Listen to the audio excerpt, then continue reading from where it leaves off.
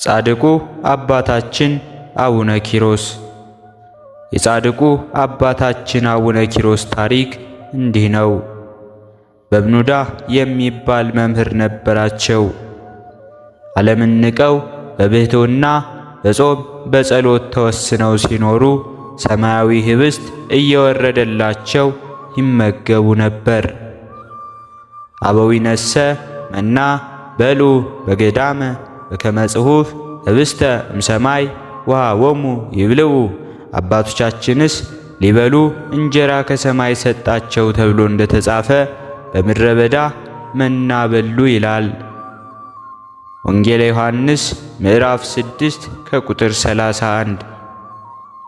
ከዕለታት በአንዲት ቀንም ሰይጣን ለፈተና ተነሳባቸውና አረጋዊ በመምሰል ከበዓታቸው ሄዶ የመሸብኝ የእግዚአብሔር እንግዳ ነኝ አሳድሩኝ አላቸው። አናሳድርም እንዳይሉ በእኔ ስም እንግዳ የተቀበለ የዘላለም ሕይወት ያገኛል የሚለውን አሰቡ።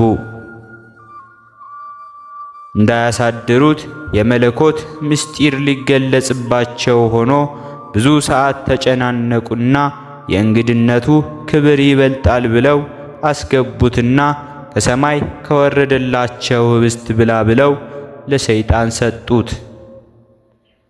ሰይጣንም እንዳይበላው ያቃጥለኛል ብሎ ፈራውና ደብቆ ይዞት ሕዝብ በበዙበት ቦታ ወስዶ ለማሳየት ፈለገ።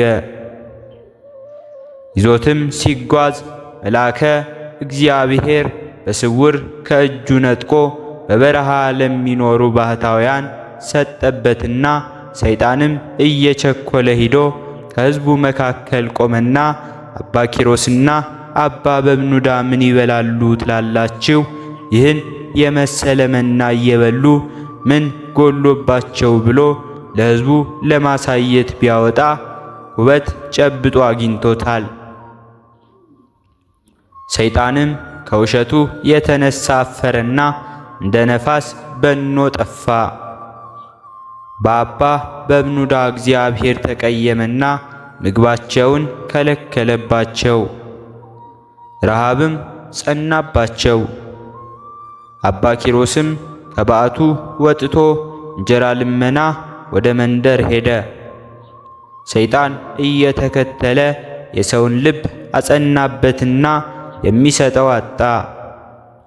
በሚዞርበት መንደርም አንድ ሰው መጥቶ ሊቀበር ሲዘጋጅ አገኘው።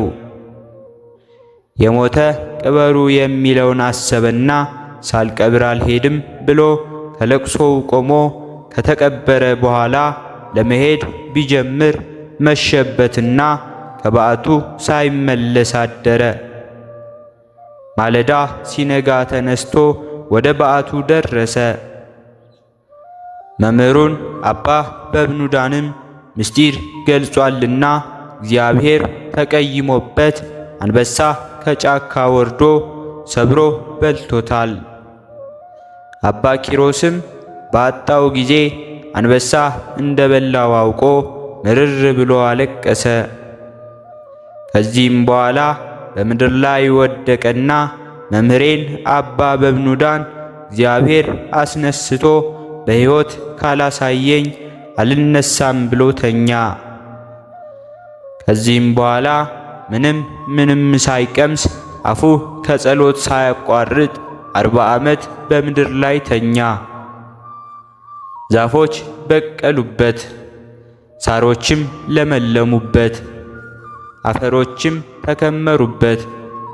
ከዚህም በኋላ እግዚአብሔር ጽናቱን አየና ወዳጄ ኪሮስ ሆይ ተነስ፣ ጸሎትህ በእኔ ዘንድ ታላቅ ሆናለችና አለው። ጨካኝ ተጋዳይ የሆነ አባ ኪሮስም መምህሬን አባ በብኑዳን በሕይወት ካላሳየኸኝ አልነሳም አለ። እግዚአብሔርም ጽናቱን አየና የአባ በብኑዳን ሥጋ ትፏት አላቸው።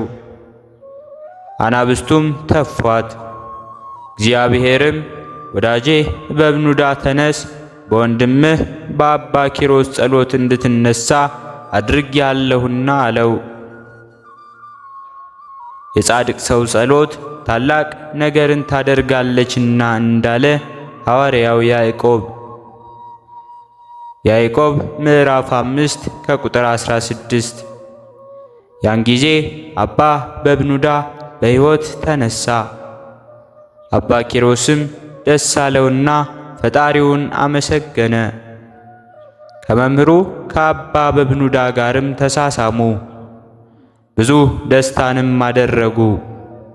ከዚህ በኋላ ጌታችን ኢየሱስ ክርስቶስ ለአባ ኪሮስና ለበብኑዳ የምሕረት ቃል ኪዳን ሰጣቸውና ነፍሳቸውን ከሥጋቸው እንዲለዩ አደረገ። ከዚህም በኋላ ነፍሳቸው ከሥጋቸው ተለየች። ሥጋቸውም የከበረ ቦታ ተቀመጠ። ነፍሳቸውንም መላእክት በብዙ ደስታ ወደ ገነት አገቧቸው። አባ በብኑዳ አባ ኪሮስም በብሕትውና መኖራቸውና ሰማያዊ መመገባቸው ነው። ሰይጣን በእንግዳ ተመስሎ ከበዓታቸው መግባቱ፣ የተቀበለውን ኅብስት ይዞ መውጣቱ፣ መልአኩ ከመንገዱ በስውር መቀማቱ ነው። ከሕዝቡ መካከል ቆሞ መናገሩ፣ የጨበጠው ኩበት ሆኖ ማግኘቱ፣ እንዲሁም ማፈሩ በኖ መጥፋቱ ነው። አባ ኪሮስ አባ በብኑዳም መራባቸው ነው። አባ ኪሮስ ልመና መሄዳቸው፣ እንጀራ አለማግኘታቸው፣ እንዲሁም አባ በብኑዳ አንበሳ መብላቱ፣ አባ ኪሮስም 40 ዓመት በምድር ላይ ተኝቶ መጸለዩ፣ ዛፎች ሳሮች በሰውነቱ ላይ መብቀላቸው፣ በ40 ዓመቱ መነሳቱ፣ አባ በብኑዳን አንበሶች መጥፋታቸው፣ በሕይወት መነሳቱ፣ አባ ኪሮስና አባ በብኑዳን በሕይወት መነሳታቸው፣ ነፍሳቸው መንግሥተ ሰማያት መግባታቸው፣ ሥጋቸው በክብር መቀመጡ፣ እነዚህ ሁሉ ለቅኔ የሚያስነግሩ ናቸው። የአባታችን የአቡነ ኪሮስ ጸሎታቸው፣ ረድኤታቸው፣ አማላጅነታቸው ከእኛ ጋር ትሁን። በሁለተኛነት የምናከብረው 40ቱ እንስሳን ነው።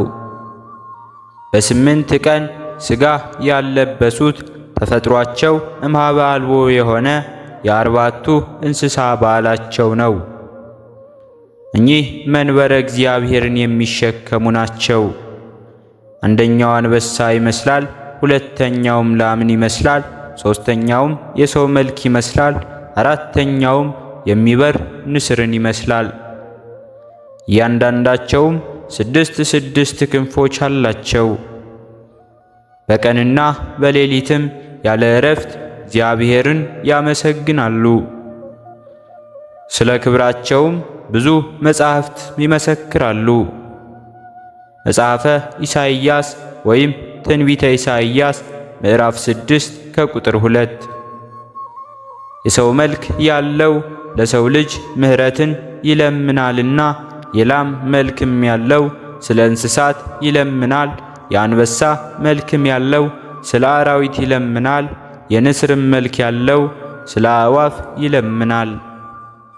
ከሰማይ ሰራዊት ሁሉ እነርሱ በእግዚአብሔር ዘንድ እጅግ በባለሟልነት የቀረቡ ናቸው።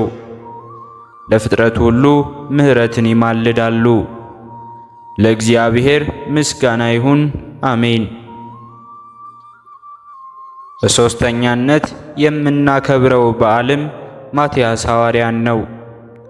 ማትያስ ማለት ምትክ ማለት ሲሆን ጌታ ካረገ በኋላ ሐዋርያት 120 ራሳቸውን ከእመቤታችን ጋር ሆነው በጽርሐ ጽዮን በማርያም እመ ማርቆስ ቤት ለጸሎት ይተጉ ነበር። አንድ ቀን ቅዱስ ጴጥሮስ ከእኛ ጋር የነበረ አስቆሮታዊ ይሁዳ ዳዊት ወይኩና መዋዕሊሁ ህዳጠ ወሲመቶሂ ይንሳ ባዕድ ዘመናቱ ጥቂት ይሁኑ ሹመቱንም ሌላ ይውሰድ መዝሙረ ዳዊት 108 ከቁጥር 8 እንደዚህ ብሎ ትንቢት ተናግሯልና ከእኛ ጋር ከሚተጉ ወንድሞች አንዱን መርጠን ይሾም አለ።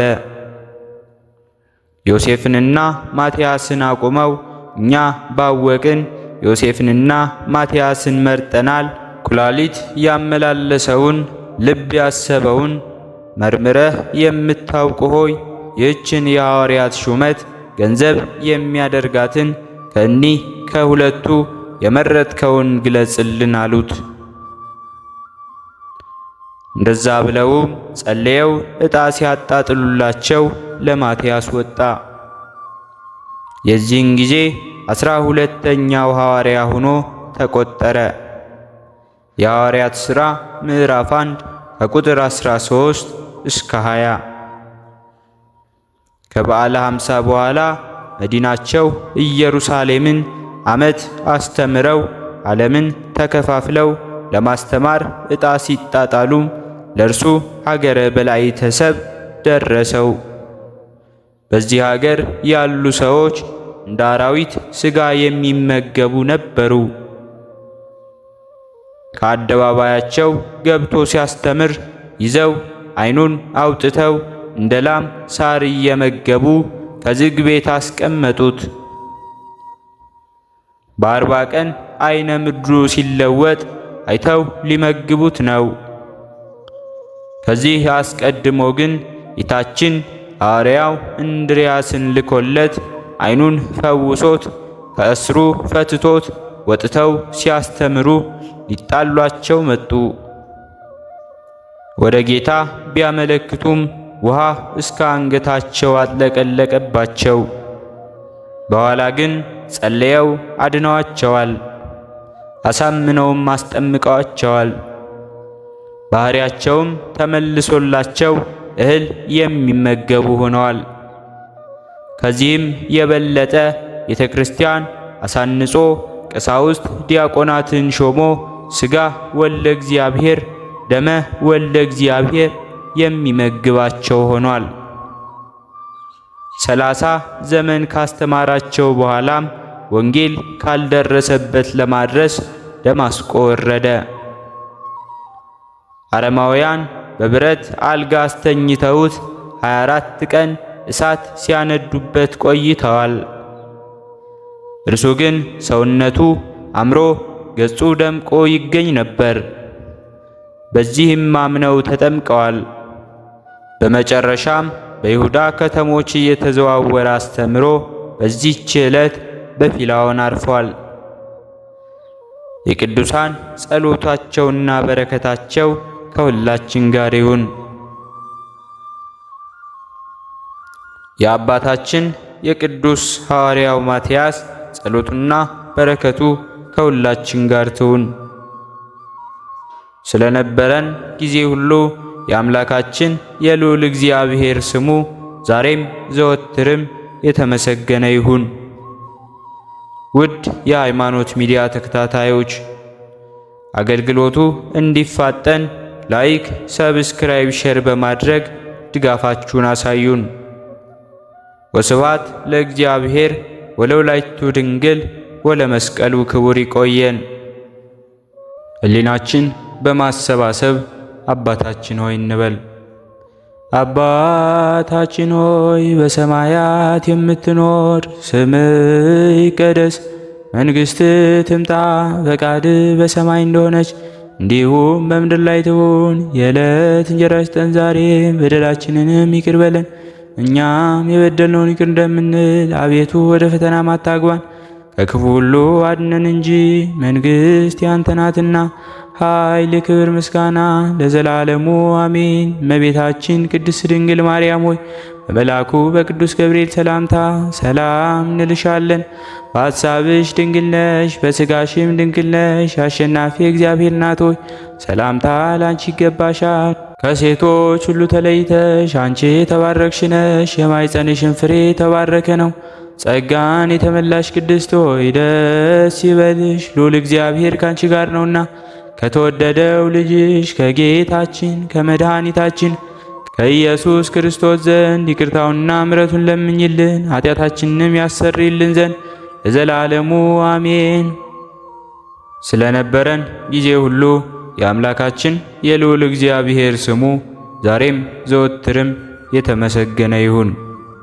አነሳስቶ ላስጀመረን አስጀምሮ ላስፈጸመን ለልዑል እግዚአብሔር ምስጋና ይሁን። ውድ የሃይማኖት ሚዲያ ተከታታዮች ከዚህ በላይ እንድንሰራ አገልግሎቱ በሰፊው ይሰጥ ዘንድ በሀገር ውስጥም በሀገር ውጭም ያላችሁ ይህንን መንፈሳዊ ቻናል ላይክ፣ ሰብስክራይብ፣ ሼር በማድረግ ድጋፋችሁን ታሳዩን ዘንድ በትህትና እንጠይቃለን። ያላችሁን ሐሳብ አስተያየት በኮሜንታችን ስር ላይ አስቀምጡልን። ወስብሐት ለእግዚአብሔር ወለወላዲቱ ድንግል ወለመስቀሉ ክቡር። ይቆየን።